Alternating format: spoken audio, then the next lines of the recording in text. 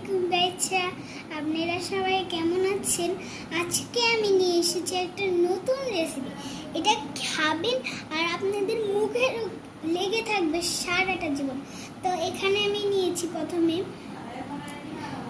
নিয়েছি মাংস, নিয়েছি একটা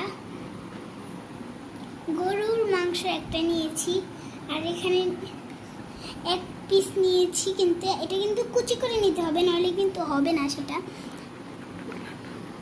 পরবর্তীতে আমরা কিন্তু ব্লেন্ডার করে ফেলবো, আর কি কোনো সমস্যা নেই, ব্লেন্ডার করলে ভয় পাবে না। সো এটা নিয়েছি কিছু পেঁয়াজ, এখানে নিয়েছি কিছু আদা নিয়েছি, কিন্তু এই আদাটা কিন্তু কুচি করে নেবেন। আর এখানে কিছু দিয়েছি রসুন, আর এখানে নিয়েছি শুকনো মরিচ, আর এখানে নিয়েছি কাঁচামরিচ। হ্যালো গাইসরা, দেখেন আমাদের কিন্তু গরুর মাংসটা কিন্তু ব্লেন্ডার করা হয়ে গিয়েছে।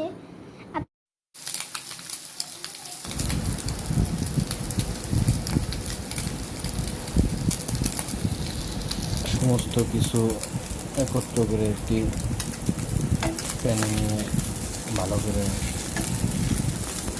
ভাজি করা হচ্ছে, প্রায় শেষ। দেখেন একদম পানিটা শুকিয়ে মাঝখানে যে পানিটা দেওয়া হয়েছিল সেটা ভিডিওটা করা হয় না। আর এখন দেখেন ব্লেন্ডারটা করার পরে কত সুন্দর একটি ভর্তা হয়েছে।